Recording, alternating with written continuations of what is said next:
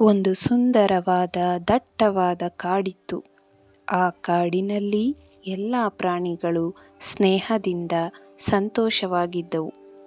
ಇದೇ ಕಾಡಿನಲ್ಲಿ ಒಂದು ಬಲಿಷ್ಠವಾದ ಸಿಂಹ ವಾಸಿಸುತ್ತಿತ್ತು.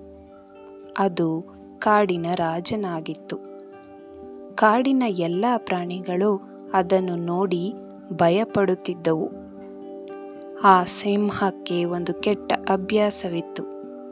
ಅದು ತನ್ನ ಶಕ್ತಿಯ ಮೇಲೆ ತುಂಬ ಗರ್ವಪಡುತ್ತಿತ್ತು ಹಾಗೂ ಸೋಮಾರಿಯಾಗಿತ್ತು. ಒಂದು ದಿನವೂ ಸಿಂಹ ಬೇಟೆಯಾಡಲು ಹೋಗುತ್ತಿರಲಿಲ್ಲ. ಅದು ತನ್ನ ಶಕ್ತಿಯ ಮೇಲಿನ ಗರ್ವದಿಂದ ಎಲ್ಲ ಪ್ರಾಣಿಗಳನ್ನು ಹೆದರಿಸಿ, ನನಗೆ ಪ್ರತಿದಿನವೂ ಆಹಾರಕ್ಕಾಗಿ ಒಂದು ಪ್ರಾಣಿ ನನ್ನ ಬಳಿ ಬರಬೇಕು ಎಂದು ಷರತ್ತು ಹಾಕಿತ್ತು. ಇಲ್ಲವಾದರೆ ಎಲ್ಲರನ್ನೂ ಇಂದೇ ತಿಂದು ಬಿಡುತ್ತೇನೆ ಎಂದು ಕಾಡಿನಲ್ಲೆಲ್ಲ ಗರ್ಜಿಸುತ್ತಾ ಓಡಾಡತೊಡಗಿತು.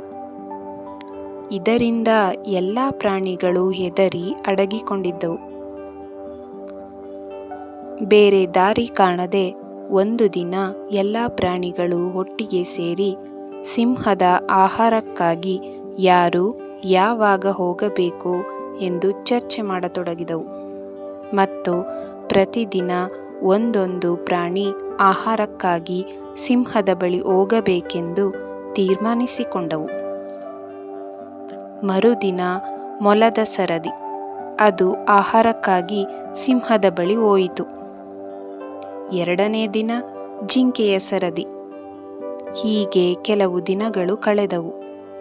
ಇಂದು ನರಿಯ ಸರದಿ. ಆದರೆ ನರಿಗೆ ಸಿಂಹದ ಆಹಾರವಾಗಿ ಹೋಗಲು ಇಷ್ಟವಿರಲಿಲ್ಲ. ಹಾಗಾಗಿ ಸಿಂಹದಿಂದ ತಪ್ಪಿಸಿಕೊಳ್ಳಲು ಕಾಡಿನ ಎಲ್ಲ ಪ್ರಾಣಿಗಳನ್ನು ಒಟ್ಟಿಗೆ ಸೇರಿಸಿತು.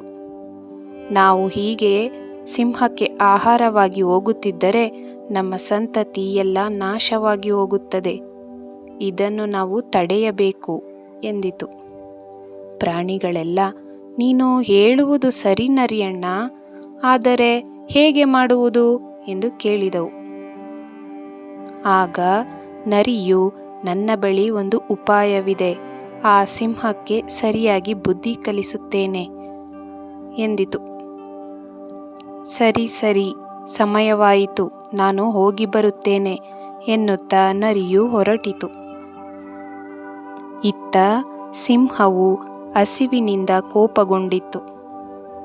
ನರಿ ಸಿಂಹದ ಎದುರು ಹೋಗುತ್ತಿದ್ದಂತೆ ಏಕೆ ತಡ ಮಾಡಿದೆ ಎನ್ನುತ್ತಾ ತಿನ್ನಲು ಮುಂದಾಯಿತು.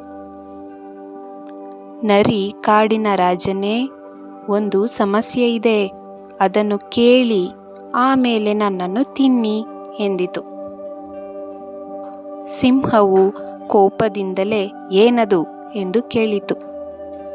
ನರಿಯು ತನ್ನ ಬುದ್ಧಿವಂತಿಕೆಯಿಂದ, ನಮ್ಮ ಕಾಡಿನಲ್ಲಿ ಇನ್ನೊಂದು ಸಿಂಹ ಬಂದಿದೆ, ಅದು ಇನ್ನು ನಾನೇ ಈ ಕಾಡಿನ ರಾಜ, ನಾನೇ ಹೆಚ್ಚು ಶಕ್ತಿವಂತ ಎಂದು ಗರ್ವಪಡುತ್ತಿದೆ ಎಂದಿತು. ನಾನು ಅದನ್ನು ಸುಮ್ಮನೆ ಬಿಡುವುದಿಲ್ಲ ಎನ್ನುತ್ತಾ ನರಿಯ ಜೊತೆ ಹೊರಟಿತು ಸಿಂಹ.